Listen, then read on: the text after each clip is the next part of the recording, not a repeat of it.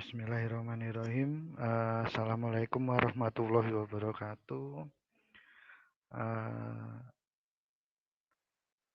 Terima kasih atas partisipasinya dan juga kehadiran dari dua narasumber yang akan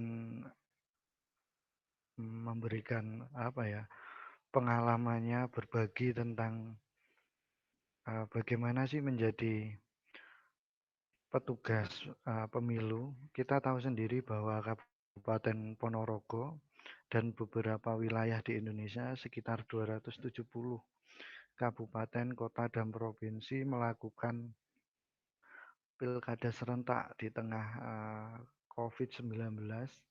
Jadi ada hal-hal penting yang sebenarnya ingin kita bagikan kepada teman-teman semua, kepada mahasiswa ilmu pemerintahan, bagaimana sih sebenarnya pilkada di tengah pandemi.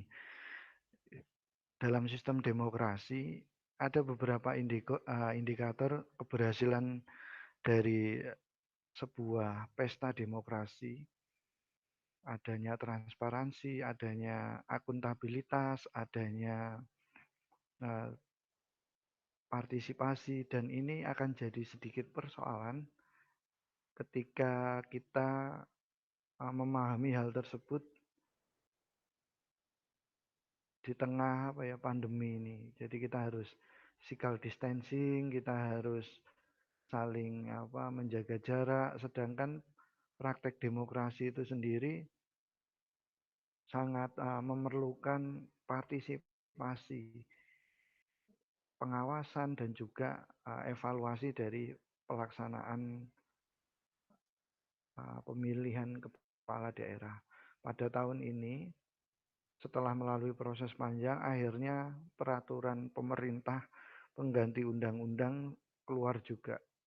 Ada banyak sekali opsi yang awalnya muncul dalam praktek demokrasi, khususnya terkait kondisi yang sedang dialami oleh masyarakat, yaitu pandemi itu tadi. Di situ kita sendiri tahu bahwa di kondisi tersebut pandemi ini bisa menimbulkan permasalahan jika masyarakat tidak taat terhadap protokol kesehatan. Masyarakat tidak bisa menjaga jaraknya. Sedangkan dalam sebuah kehidupan masyarakat, praktek demokrasi itu adalah pesta. Pesta bagi masyarakat, bagaimana masyarakat itu memilih tanpa dipaksa, memilih orang, memilih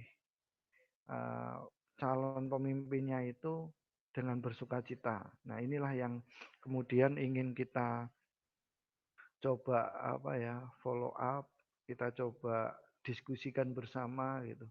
Paling enggak kalau esensi itu belum bisa maksimal atau optimal diraih dari praktek demokrasi itu, paling enggak kita paham bagaimana sih rule of game-nya, jadi aturan main dari pilkada itu sendiri. Dalam kesempatan ini kita akan menghadirkan dua orang bisa dikatakan calon alumni gitu. Memang belum jadi alumni tapi sudah mendekati satu tahapan sebagai alumni. Nah, kita doakan bisa segera selesai, bisa cepat untuk mendapatkan gelarnya dan lebih mengakarkan lagi pada kehidupan sosial kemasyarakatan. Saya akan coba memberikan gambaran kepada teman-teman sekalian. Di sini ada dua orang calon alumni. Kebetulan keduanya ini calon alumni dari program studi ilmu pemerintahan yang di sebelah kanan saya. Saya lihat contekan dulu sebentar. Yang pertama adalah Saudari Norma Maharani. Ini saya gambarkan sedikit apa ya, profilnya. Yang pertama, Mbak Norma ini memiliki beberapa pengalaman organisasi. Yang pertama, atlet Percasi Ponorogo mulai dari 2013 sampai 2015. Kemudian salah satu fungsionaris HMJIP tahun 2017 sampai tahun 2018. Kemudian jadi salah satu fungsionaris BEM Visip pada periode 2018-2019. Sedangkan profesinya sekarang atau pekerjaannya sekarang, Mbak Norma ini menjadi salah satu anggota PPS di tahun 2020. Nah, itu sepintas dari profil salah satu pemateri atau yang akan berbagi cerita dengan kita. Kemudian yang kedua adalah Mas Imam Rudianto. Mas Imam Rudianto merupakan salah satu mahasiswa ilmu pemerintahan juga. Dia punya pengalaman organisasi sebagai anggota Karang Taruna di Desa Sidoarjo. Kemudian pengalaman di aktivitas pemilu kada, yaitu di tahun 2018 menjadi PPDP dalam pemilihan gubernur. Kemudian di tahun 2019 menjadi anggota PPS untuk pemilihan umum. Kemudian di tahun 2020 menjadi anggota PPS pemilihan bupati. Insya Allah Kabupaten Ponorogo pada tahun 2020 ini akan melakukan pemilu serentak yang kedua. Jadi background dari pemateri kita memberikan gambaran bahwa banyak sekali hal-hal yang harus dipikirkan oleh petugas atau perangkat dalam rangkaian pemilu. Kemudian ada juga yang harus diperhatikan, yaitu para kandidat bagaimana mematuhi peraturan. Kemudian yang lebih penting ini adalah pendukungnya, karena pendukung ini mempunyai peran yang juga penting untuk suksesnya sebuah penyelenggaraan pesta demokrasi. Sehingga jadi salah satu indikator bagaimana praktek demokrasi ini bisa berjalan lancar. Jadi saya nggak akan lama-lama, mungkin kita langsung berbagi saja dengan teman-teman. Kita bisa mulai dari Mbak Norma dulu, nanti dilanjutkan dengan Mas Imam. Nanti kita sharing aja, ini nggak formal kayak materi, kita hanya cuma berbagi pengalaman, terus bercerita tentang bagaimana sih petugas itu di lapangan. Silakan Mbak Norma.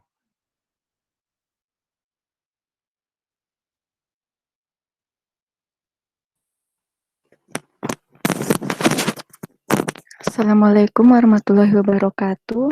Waalaikumsalam. Sebelumnya terima kasih saya ucapkan kepada Bapak Yusuf Adam Hilman yang telah memberikan kesempatan kepada kita berdua untuk saling berbagi cerita pada siang hari ini. Dan juga terima kasih kepada yang telah bergabung dalam ngobrol bareng mahasiswa kali ini. Semoga kita bisa saling memberikan pengalaman kita, saling memberikan apa yang telah kita pelajari selama ini kayak gitu. pertama kenalkan nama saya Norma Maharani dan ini teman saya Imam Rudianto. Kita dari mahasiswa Ilmu Pemerintahan semester 8. Jadi terkait dengan pemilu 2020 ini, kita di sini sebagai panitia pemungutan suara atau lebih disingkat dengan sebutan PPS. Nah, jadi dalam KPU itu ada tingkatan-tingkatannya yang mengkoordinasi di wilayah-wilayahnya. Seperti di KPU Kabupaten Ponorogo ini, di bawahnya itu yang mengkoordinasi di kecamatan itu namanya PPK atau Panitia Pemilihan Kecamatan. Nah, PPK ini terdiri dari 5 orang, di mana mengkoordinasi desa-desa yang ada di wilayah kecamatan tersebut. Nah, kemudian di bawah PPK ini ada PPS atau disebut dengan Panitia Pemungutan Suara. PPS ini terdiri dari 3 orang yang mengurusi dusun-dusun, biasanya dusun-dusun di wilayah desa tersebut. Gitu. Terus di bawahnya PS ini ada KPPS atau disebut dengan Kelompok Penyelenggara Pemungutan Suara. Nah, KPPS ini terdiri dari 7 orang yang biasanya tugasnya itu waktu di TPS seperti itu. Ya, waktu pemungutan suara. Nah, jadi mau cerita, waktu dulu itu susah sebenarnya bisa masuk ke PPS ini, jadi nggak gampang gitu. Ada tesnya juga, ada tes tulis, tes wawancara. Nah, waktu itu pertama aku daftarnya tuh PPK, bukan PPS. PPK atau Panitia Pemilihan Kecamatan. Jadi di tingkat kecamatan itu. Kemarin sekitar 15 orangan kalau nggak salah. Itu yang daftar ikut tes tulis, kemudian alhamdulillah aku lolos, aku masuk ke tes wawancara juga. Tes wawancara itu yang diambil waktu itu 10 besar. Nah, aku kalau nggak salah ranking 8 apa berapa gitu. Itu masuk ya, masuk 10 besar itu, terus akhirnya di tes wawancara, tapi ternyata gagal gitu. Gagal. Mungkin ya dari PPK tadi gagal. Mungkin karena belum pengalamannya juga belum banyak gitu ya. Mungkin diambil yang lebih berpengalaman aja gitu. Kemudian kayak udah mau nyerah gitu, kayak udah nggak usah lah daftar PPS kayak udah gitu. Tapi akhirnya nyoba lagi. Tapi daftarku PPL. Nah, apa sih PPL? Nah, jadi di PPL itu udah beda ya, bukan badannya KPU, tapi PPL itu masuk ke Bawaslu atau Badan Pengawas Pemilu. Nah, Bawaslu Ponorogo ini itu ada tingkatannya juga sama kayak PPS. Jadi itu di tingkat kabupaten itu namanya Panwas. Nah, panitia pengawas. Kemudian di tingkat kecamatan itu namanya Panwas Kecamatan. Nah, kemudian di tingkat desa itu namanya PPL atau Panitia Pengawas Lapangan. Nah, PPL ini tugasnya itu kayak mengawasi tugasnya PPS gitu. Tugasnya kayak gitu. Nah, kemarin aku daftar kan, udah daftar itu, udah ikut tes wawancara juga, tapi ternyata yang diambil itu minimal usianya 25 tahun. Terus usia aku baru aja 2 hari, 22 tahun itu. Baru aja 22 tahun. Akhirnya nggak lolos karena umur ya, karena umur. Mungkin kalau 25 ya mungkin bisa aja lolos, tapi memang belum rezeki mungkin. Nah, terus akhirnya kayak udah alas buat apalah daftar lagi paling nggak lolos lagi. Terus akhirnya di hari terakhir pendaftaran PPS itu kayak mata mata hati itu kebuka gitu. Mau setelah harap nyerah kayak gitu. Mau setelah aku kok gampang menyerah kayak gitu di hati itu. Terus akhirnya milih daftar di hari terakhir. Jadi pendaftaran itu nggak salah tutupnya jam 4-an, baru jam 2 itu kemarin aku daftar. Baru setor pendaftaran. Terus alhamdulillah akhirnya diterima berkasnya, terus ikut tes tulis, tes wawancara juga. Kayak udah iya, waktu wawancara itu kayak udah ditanya, nanti kalau nggak lolos gimana gitu. Kalau nggak lolos ya udah saya daftar KPPS gitu, yang biasanya di TPS itu. Tapi akhirnya milih milih saya akhirnya keterima terus masuk ke PPS kemarin itu di Desa Sampung. Nah, seperti itu kurang lebihnya ceritanya. Jadi selama di PPS ini benar-benar saya bekerja dengan baik, saya usahakan dengan baik karena memang perjuangannya itu nggak mudah gitu loh. Mungkin banyak orang yang bilang apa paling enak wong jero gitu. Itu benar-benar nggak ada orang dalam, nggak ada yang aku kenal loh, juga itu nggak ada yang aku kenal. Jadi ya benar-benar murni tes, benar tes. Ya selama kita yakin itu ya pasti kita bisa, intinya kayak gitu menurutku. Terus selama di PPS ini kan ada divisi-divisinya, itu ada divisi SDM, divisi keuangan umum dan logistik, dan divisi data. Nah, di PPS ini aku di divisi keuangan umum dan logistik. Nah, itu tugasnya kayak tentang keuangan, tentang peralatan-peralatan yang dibutuhkan oleh PPS, PPDP, kayak gitu. Nah, PPDP ini adalah uh, orang yang biasanya membantu uh, ya petugas pemuktahiran data pemilih. Nah, itu biasanya yang mendata pemilih-pemilih gitu kayak yang ya dari rumah ke rumah itu biasanya datangnya. Nah, itu dilaporkan nanti ke pihak PPS, kemudian ke PPK, lalu ke KPU. Nah, itu bagiannya itu kayak membantu PPS gitu loh dalam apa mendata pemilih kan kalau kadang itu ada pemilih yang tidak sesuai. Misalnya kayak udah meninggal tapi masih masuk di daftar pemilih kayak gitu. Nah, itu bagian tugasnya PPDP yang membantu apa meluruskan itu apakah orang ini benar udah meninggal apa lagi keluar kota atau gimana itu. Seperti itu.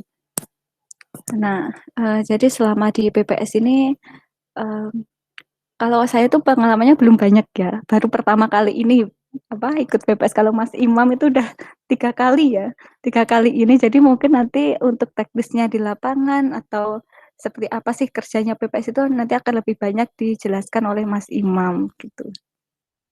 Insya Allah. Nah, mungkin gimana Pak? Mungkin kita langsung apa ya saling mengalir aja gitu. Nanti ganti-gantian. Okay. Nanti Mbak Norma bisa menyampaikan tahapannya saat ini waktu pilkada itu sudah sampai mana. Monggo silakan. Ya, untuk lebih jelasnya itu nanti mungkin akan dijelaskan oleh Mas Imam yang lebih tahu.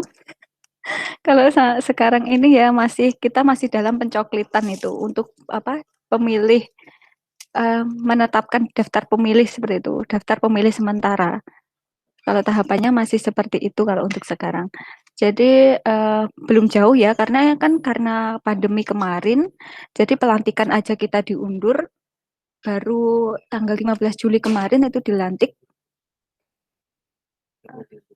3 bulan ya, 3 bulan diundur, terus baru 1 bulan ini dilantik. Jadi belum banyak ya kalau kerjanya PPS itu belum banyak, masih dalam tahapan awal ini, pencoklitan. Jadi mungkin akan uh, lebih dijelaskan oleh Mas Imam nantinya kalau kalau tahun lalu itu seperti apa kayak gitu. Kalau tahun ini ya kalau sekarang masih dalam tahap pencoklitan kayak gitu.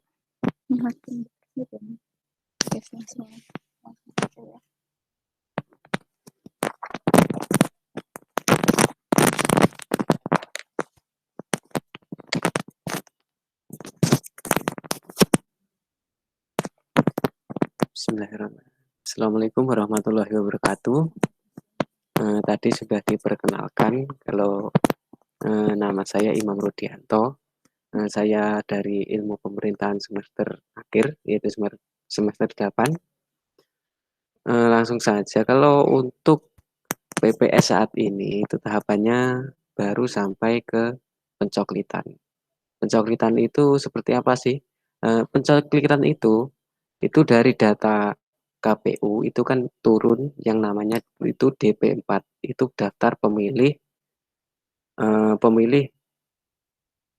pemilih yang tahun lalu per tanggal 1 Januari 2020. Nah, itu turun data dari satu kecamatan turun ke desa kalau dari tingkatan PPS. Nah, setelah itu nanti ada pemetaan yang dilakukan oleh TPS. Pemetaan itu kalau untuk tahun ini itu satu TPS itu maksimal 500 pemilih. Kalau yang dulu itu lebih banyak. Kenapa? Kalau tahun ini itu kan bertepatan dengan pandemi corona. Jadi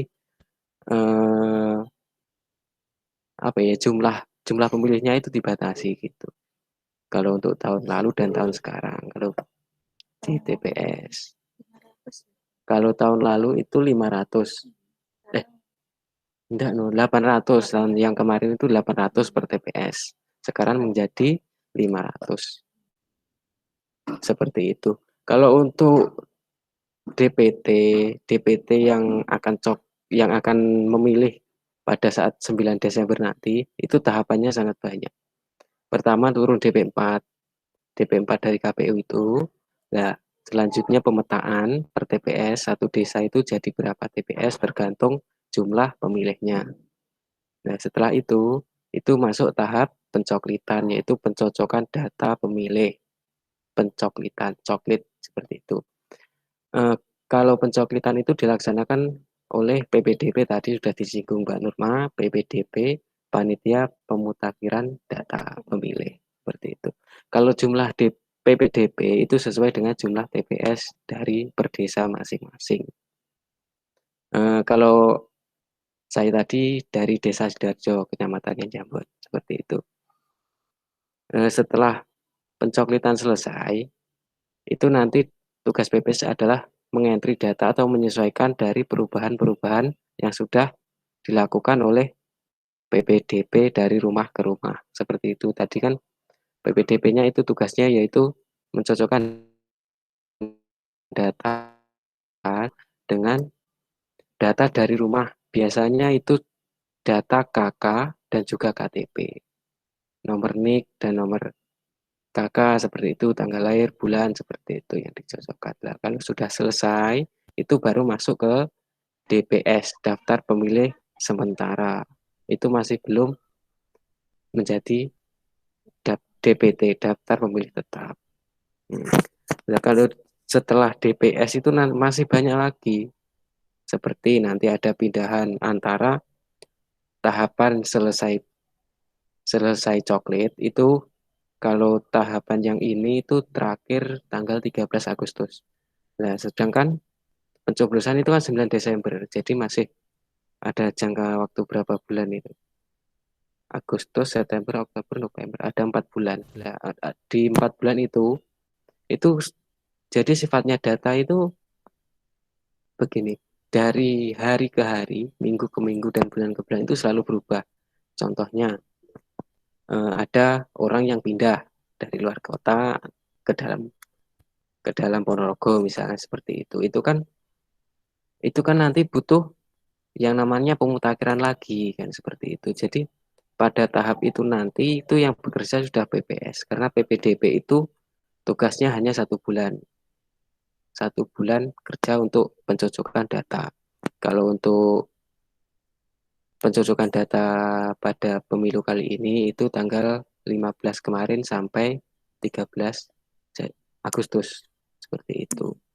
Setelah itu nanti ada DPS tadi, lah itu menunggu 4 bulan itu apakah ada laporan orang pindah atau laporan meninggal itu sampai ke hari pencoblosan minus 7 hari. Nah, 7 hari itu menunggu laporan apakah ada yang pindah dan meninggal seperti itu.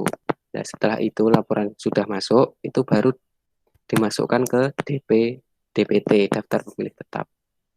Nanti kalau kan itu masih ada jarak 7 hari sebelum pencoblosan. Kalau sudah 7 hari itu sudah nggak bisa masuk. Sudah nggak bisa masuk DPT. Kalau ada yang pindah atau ada yang meninggal gitu, itu bisa dibuktikan pada saat pencoblosan. Kalau ada yang pindah ke dalam gitu ya, itu kan harus itu sudah mempunyai hak pilih. Namun pada saat pencoblosan itu bisa memiliki haknya dengan menggunakan KTP elektronik, menunjukkan bukti tanda penduduk bahwa itu benar-benar penduduk di situ. Seperti itu. Bentar, Mas Imam. Iya. Ini kita ngobrolnya sambil mengalir aja ya. Iya. Misalkan ada warga KTP Ponorogo tapi berada di luar kota, dan mungkin karena corona terus nggak bisa. Itu gimana biasanya penanganannya? Oh, kalau seperti itu kan banyak sekali, Pak. Itu contohnya saja itu ada TKW yang ada di luar negeri maupun di luar wilayah Ponorogo. Kalau bagian divisi data itu pencoklitan pencocokan itu bisa masuk DPT daftar pemilih tetap itu melewati harus menunjukkan KTP atau data diri dari pemilih tersebut. Kalau seumpama yang di luar kota itu membawa KK atau KTP itu tidak bisa masuk DPT. Soalnya kami bisa memasukkan pemilih itu lewat nomor KK dan juga NIK. Kalau NIK dan KK tidak bisa menunjukkan berarti itu tidak bisa masuk gitu. Kecuali kalau ada yang di luar kota atau di luar negeri itu KK-nya di rumah, KTP-nya di rumah itu masih bisa masuk DPT tersebut gitu. Dilanjut aja, Mas. Iya. Kalau untuk perbedaannya pemilu dari pemilu yang lalu sampai sekarang itu banyak sekali perbedaannya. Sesuai dengan kondisi pada saat itu dan saat sekarang. Kalau sekarang kan pandemi seperti ini, itu bagi kami sebagai penyelenggara itu gimana? Ada spesialnya tersendiri bagi kami. Sebagai ya cara seperti saya sih, saya anggap sebagai saksi sejarah lah. Dari dulu pemilu yang dulu sampai sekarang itu nggak ada pada saat pandemi seperti ini ataupun krisis ataupun seperti sejenisnya lah. Jadi pada saat ini nanti goal pemilunya nanti selesai itu menjadi kebanggaan tersendiri bagi kami penyelenggara. Begitu ya, Mbak. Kalau soal sedikit menyinggung tentang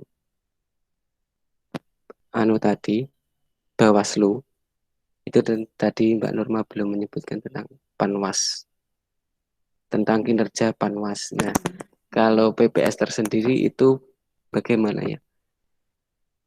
Dikejar-kejar Panwas itu seperti hal biasa. Jadi gini, Panwas itu tugasnya adalah mengawasi tahapan dan juga memastikan kalau tahapan itu benar-benar dilaksanakan oleh penyelenggara, yaitu KPU beserta PPK, PPS, KPPS, PPDB dan sebagainya. Panwas itu tugasnya seperti itu. Terus dalam lapangan itu seperti gimana ya? PPS itu seperti uber-uber gitu loh. Sebagai contoh begini, tahapannya ini pencoklitan. Pencoklitan itu PPS itu punya laporan harian itu sekitar 10 hari masa kerja itu baru laporan sampai mana progresnya seperti apa, bagaimana kendala ya, dan sebagainya. Kalau untuk Bawaslu itu juga harus punya laporan seperti itu dan itu malah 1 hari sekali itu punya laporan, dia harus punya laporan. Jadi kami itu setiap hari itu dikejar-kejar, Pak, Mas, Mas, Mas PPS ini tahapannya seperti apa? Ini hasilnya seperti apa setiap hari? Kami itu gimana ya? Kesannya itu seperti gimana gitu. Pokoknya sangat sangat berkesan lah bagi kami itu bisa masuk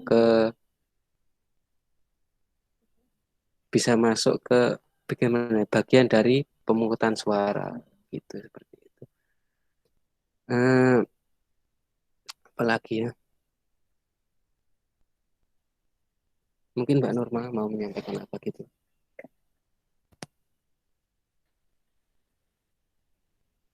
Mungkin seperti itu Pak. Bedanya apa itu kan dulu kan banyak, ini kan cuma bupati. Itu gimana? Oh, itu kan. Banyak kan lebih. Iya.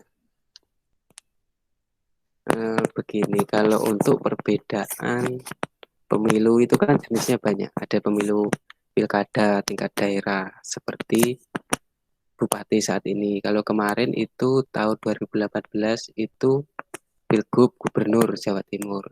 Dan selanjutnya Presiden dan itu seterusnya DPR dan juga seperti itu.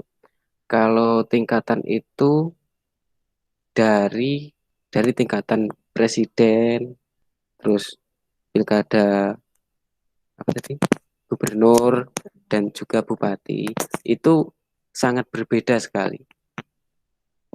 Contohnya begini, kalau kalau dari atas sampai bawah itu gimana ya, sensasinya tuh beda. Terus kekerasan dari perselisihan itu sangat berbeda.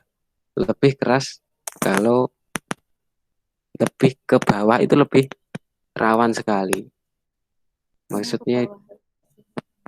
Maksudnya itu rawan gimana ya?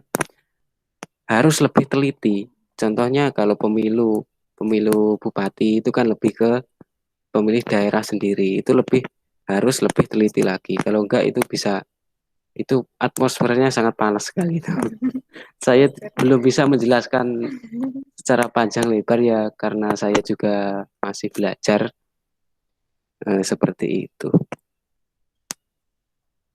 Seperti itu. Ya,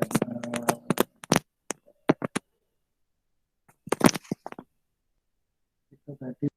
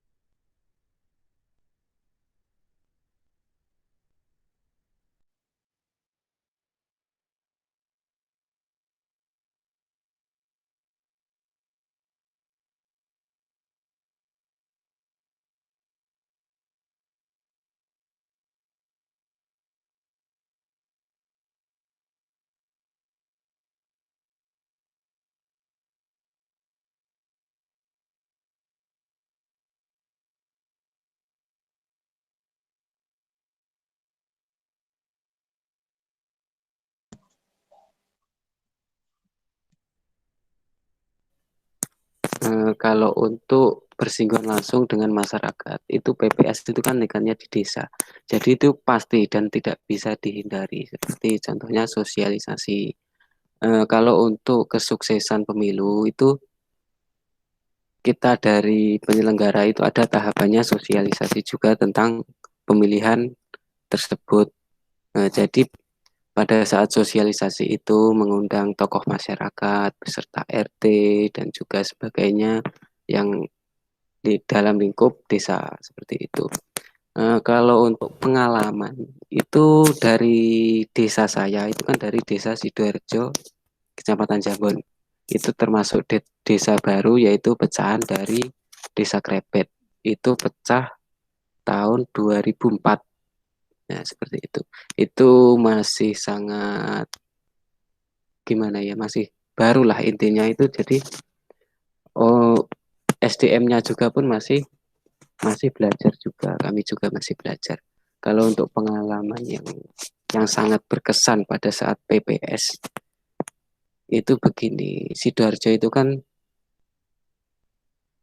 apa itu namanya, tempat kondisi geografis ya, kondisi geografis itu kan kalau untuk desa Sidoarjo itu terdiri dari perbukitan-perbukitan seperti itulah, karena desa Sidoarjo itu pinggir sendiri dari Ponorogo, itu bagian selatan, kok bagian selatan, bagian barat dan selatan, pojok lah intinya, seperti itu. Jadi itu yang paling itu kalau untuk pilgub gubernur kemarin itu wilayah Wonopuro. Mungkin ada teman-teman yang lain yang sudah tahu Wonopuro. Itu kondisinya satu RT dari desa kami itu ada di tengah-tengah bukit. Gimana ya? Pegunungan lah. Di atas itu jaraknya dari bawah itu sekitar 1 jam lah, hampir itu. Itu jalannya itu masih jalan setapak, terus pinggirnya lereng, atasnya bukit, itu terus kalau untuk itu kalau masih pilgub itu belum dipisah satu TPS. Itu masih enak. Pendataannya yang naik cuman PPDB, PPS hanya menampingi beberapa kali seperti itu. Lihat kondisi Wonopuro. Tapi setelahnya itu yang pemilu serentak kemarin itu sudah dipecah menjadi TPS satu RT di Wonopuro. Itu sangat berkesan sekali karena gimana ya? Itu di sana itu di samping jauh dari jangkauan, terus kondisi geografisnya masyarakatnya itu masih sangat jauh lah dari kata mampu, maksudnya dari masyarakat yang di bawah yang lain itu masih sangat jauh. Jadi sangat berkesan sekali kami PPS Sidoarjo itu bisa mendirikan TPS di sana.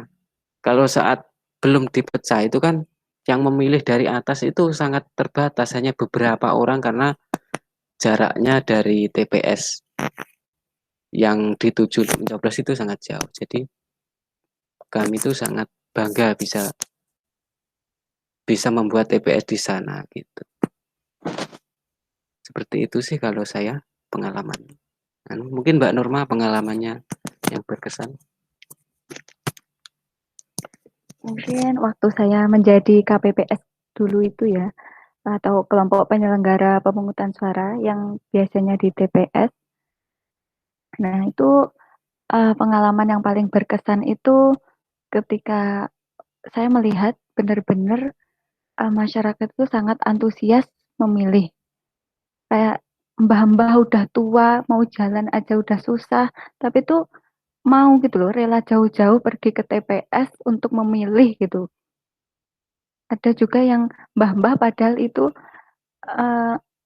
pakai apa? Nggak ada yang nemenin kayak sendiri gitu loh, sendiri dia tinggal cuman sendiri, terus dia datang cuman apa? Cuman buat milih itu kayak mana ya? Iya sangat berkesan gitu loh kan kadang banyak yang nggak lebih milih golput gitu aja tapi dia itu kayak memberikan suaranya itu sangat berarti gitu loh untuk untuk kemajuan wilayah kita gitu loh.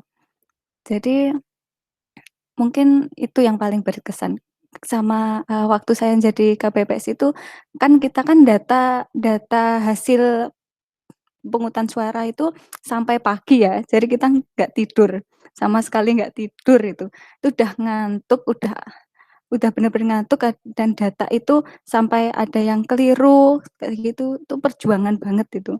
Mungkin apa loh kerjanya cuma sehari, tapi ya ampun sehari itu aja udah bener-bener iya, bener-bener kerja keras banget itu kita dari tim panitia pemungutan suara itu. Jadi, jangan dikira kalau tugas kita itu mudah kayak gitu, tapi sebenarnya tanggung jawabnya itu yang besar. Salah satu nomor saja itu bisa dipidana loh, bisa dipidana itu. Nah, jadi, kita harus benar-benar hati-hati, harus benar-benar teliti dalam mendata pemilih. Seperti itu. Jadi saya ingatkan kembali kepada semuanya untuk memberikan hak pilihnya sesuai dengan hati nuraninya, jangan sesuai dengan dompetnya. Ya seperti itu. Tanggal 9 Desember nih. Ya, jangan lupa tanggal 9 Desember. Itu tadi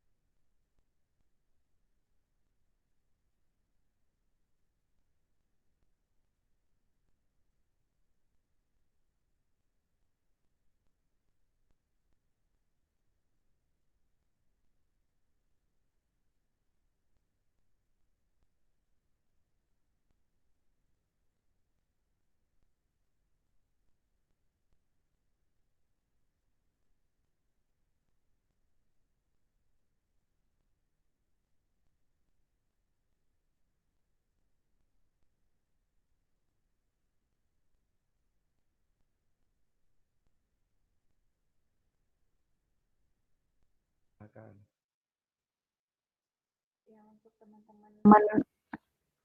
Untuk teman-teman mahasiswa ilmu pemerintahan, eh, kalian masuk ke sini tuh benar-benar pilihan yang tepat. Karena apa? Kita di sini tuh belajar banyak yang nggak kita ketahui. Kadang kita itu sering menyalahkan pemerintah ki gak ngene, pemerintah ki kurang ini, kurang ini. Tapi pemerintah itu kerjaannya itu banyak, apa nggak apa mengurusi semua semua kepentingan masyarakat, semua kepentingan untuk kesejahteraan masyarakat. Jadi kalau di ilmu pemerintahan ini kita itu belajar, oh ternyata pekerjaannya pemerintah itu tidak mudah. Pekerjaan pemerintah itu uh, apa tidak tidak hanya mengurusi tentang misalnya pembangunan aja, nggak hanya mengurus tentang uh, pelayanan aja, tapi juga banyak yang intinya untuk membangun masyarakat di wilayahnya. Jadi uh, beruntung kalau bisa bergabung di ilmu pemerintahan ini. Jadi seperti itu. Dan untuk kerjanya nanti, kalau kalian lulus dari sini, menurutku kalian akan mudah dapat uh, pekerjaan gitu. Karena kan ilmu pemerintahan itu kan ruang lingkupnya kan luas. Kita nggak hanya di kecamatan, nggak hanya di kabupaten seperti itu, tapi kan kita bisa ada di misalnya misalnya di KPU kayak gitu, kayak kita ini kan di KPU kayak gitu. Nah, jadi yang terpenting itu kita harus bisa memotivasi diri kita dulu. Kalau kita itu harus harus yakin kita itu bisa, kita itu mampu memperoleh apa yang kita inginkan. Nah, seperti itu. Jadi jangan pernah menyerah karena kalau kalian menyerah itu akan menyesal banget nih. Karena saya tuh pernah hampir menyerah dan ternyata saya berhasil. Saya udah hampir menyerah itu waktu daftar PPS, tapi ternyata saya berhasil. Seperti itu, karena kita kan nggak tahu kan rencana Tuhan ke depannya untuk kita seperti apa. Gitu.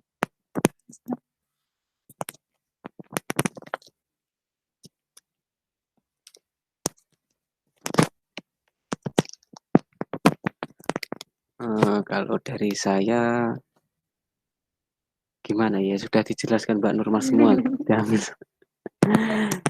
Jadi gini, kalau untuk mahasiswa ilmu pemerintahan itu saya kira saya sangat beruntung bisa masuk ke ilmu pemerintahan Unmuh Ponorogo.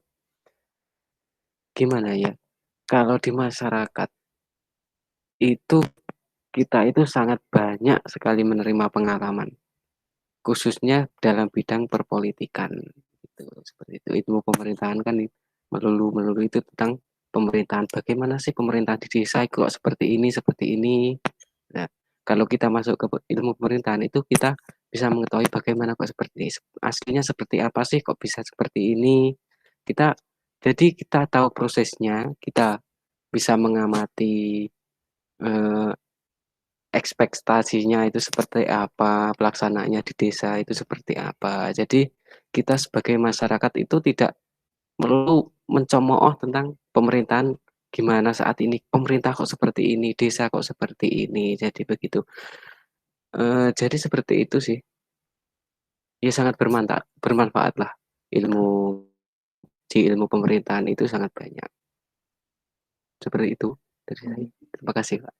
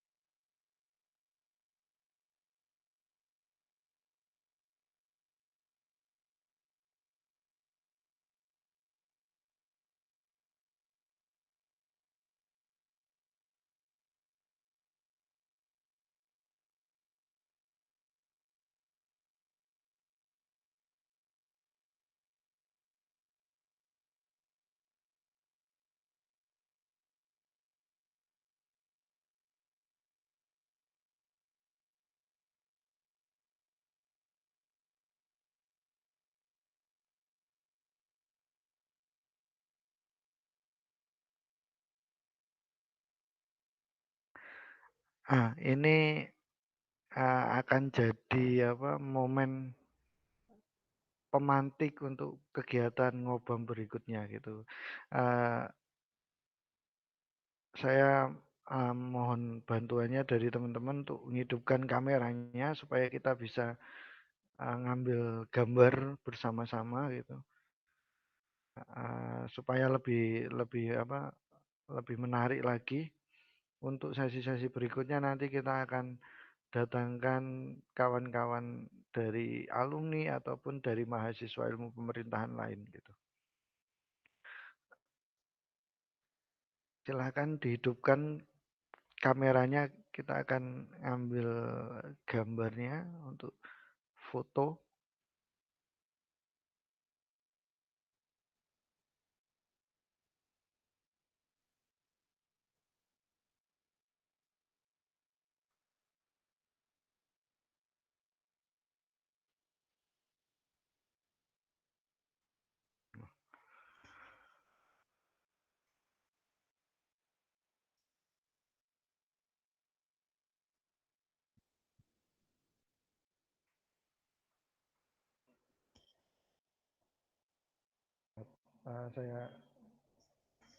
Saya kasih aba-aba ya, 1, 2, 3. Sudah saya print screen. Nanti semoga obrolan kita pada hari ini bermanfaat. Kita bisa lanjutkan ke ngobam sesi selanjutnya. Saya sebagai pembawa acara, moderatornya, apabila ada kesalahan saya mohon maaf. Semoga ilmu ini bermanfaat dan kita bisa berjumpa lagi di kesempatan berikutnya. Saya akhiri, billahi fisabil haq, wastabiqul khairat, wassalamualaikum warahmatullahi wabarakatuh. Waalaikumsalam warahmatullahi wabarakatuh.